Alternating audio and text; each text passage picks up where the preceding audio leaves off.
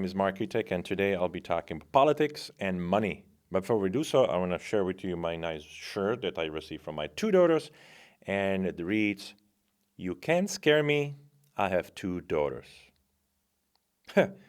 Well, that's probably true because up until 15, 16, I was the hero for the kids. And suddenly, within weeks, things changed so rapidly that they wanted to have a painted nails. They wanted to go shopping, and they didn't want to change tire. They didn't want to do drywall work. They didn't want to do different things that we did before age of 16. And suddenly, I become a daddy who daughter says, "Hey, Dad, can I have a car? Can I borrow the car? Maybe can you buy me a car? You know, like all the kids driving their cars in the school. Can I have one? Hey, do you have money for gas?" And I said, "Well, you have to pay insurance." "But Dad, I cannot pay for insurance." "Well, can I have some money for dress? You know, I just want to have a dress." Well, I said, "Go borrow something from your from your sibling, from your sister." "But she already wore that, and I need something new." No, no. Okay. Time out. Time out. I'm tough like a nail, and yes, we want our children to have what we didn't have, but that's kind of wrong, and we need to go back to basics. So I'm tough like a nail, and I hope in one day that thing will return. But anyway, today we talk about financial markets and how they influence politics or how politics influence financial market. You know, I think it's intertwined. It never ends. And I think from the dawn of a civilization, politics and money were always tied together. And so today I'll talk about a lot of different zeros. And the reason why I talk about it because that kind of gives you an idea how big the world is and how the money influence everything. World GDP is about $110 trillion. Do your research, look it up. You know, I mean, Google, says it all. You know, I got it from the Google too. But other things that are important, financial vehicles that they control the global economy includes asset managers, which are BlackRock, Vanguard, State Street, Fidelity, and so on. Then you have private equity groups, hedge funds, VC groups, mutual funds, ETFs, wealth, or like what do you call it, family offices, and a lot of traders. They all come together and they control with their influence the working people and the companies that people working at. That's a fact.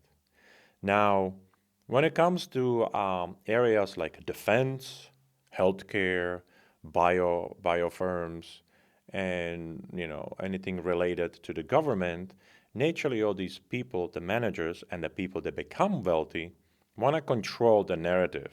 They want to control what the outcome of the political parties will be so they can create more wealth, more profit, more value for their shareholders. Makes sense so far? Hopefully it does because it makes clear sense to me. Now, imagine there's a politician, whether running for Congress or Senate, whether it's in Illinois or any other states. I think the narrative is the same. It's about how do they get the money to convince people to vote for them. And so there are several levels. Generally you start with your seed money. You put money out of your pocket, to get you over the hump before you start convincing people to donate. Now, there's a small donation, anything under $200 that you don't have to really disclose on the papers.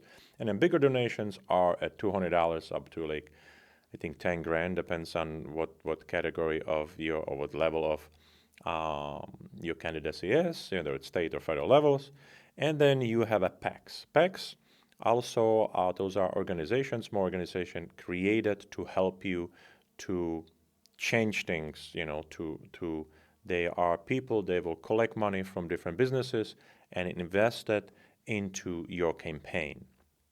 And they have a limit, and those limits are probably different in every state and the different level of the government that you're running. But then you have a super PACs. I'm sure that a lot of people heard about super PACs, but do you really know what that is? Well, super PACs are very similar like a PACs, but super PACs can collect unlimited dollar amount, but the difference is they cannot directly influence the campaign. They cannot give the money to campaign, to congresswoman or running statesman.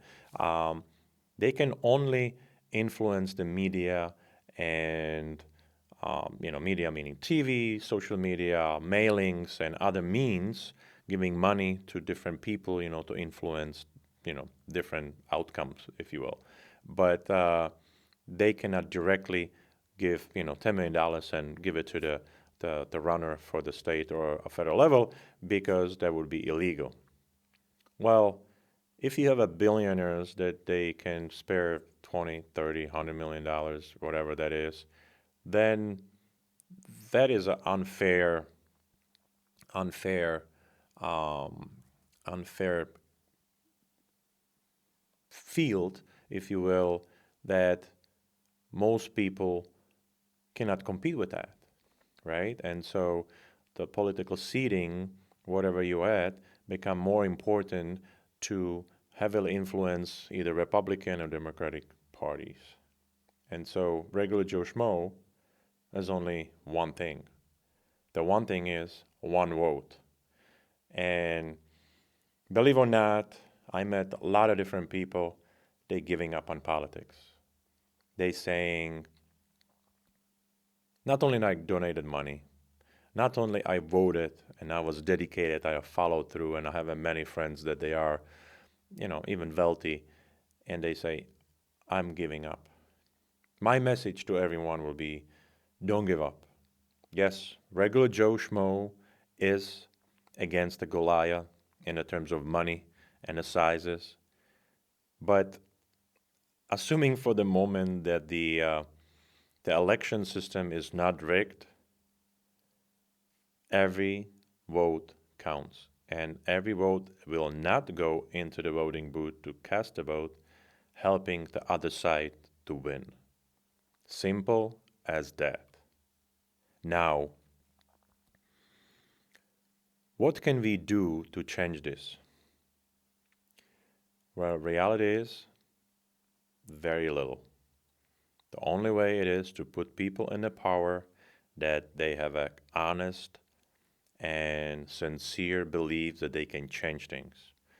You know, politics needs to change significantly because the current government running United States to the ground with deficit after deficit, year of shitty politics since Clinton actually was the president, or the era of a Clinton that the United States had a surplus. Now we have a $38 trillion in debt and it's keep climbing. That's a catastrophic event. And so if we don't vote for us, we have to vote for our children. Perfect example where aristocracy is still alive and well in politics is in state of Illinois. Our governor spent $320 million to run his campaign in the last, several years. And he might be running for, or he's running for the third term. And I don't understand it. People in Illinois are smart. People of Illinois achieve things. People of Illinois create $900 billion economy for our state only. And we keep voting for politicians that they're raising our taxes, they making laws that makes no sense, and reality is people leaving the country. I mean, leaving the country, leaving the states. They moving out to Wisconsin. They moving to Illinois, out of Illinois to Indiana, Iowa, and different states because our taxes, property taxes, our properties, and on income taxes. I don't know. You name it. That will be a topic about taxes later. But why? If somebody can explain in plain language under 5 minutes why we, as Illinoisans, not people of Illinois, my accent, right? Why they keep voting this direction, or who who's influencing all this? I don't know. Certainly, the $300 million probably helps, but if we don't change these things very soon, and I think the soon is this next election, we cannot have, the same aristocrat who, in my opinion, never create any value because his parents create the company that is worth billions of dollars. Then we will go backwards. And so, again, at the end of the show, thank you for watching. Do your own research. Never take somebody else's opinion to be yours. Do research, look in things up. Open source, which is the internet, has so much value. Now we have AI tools. Look it up.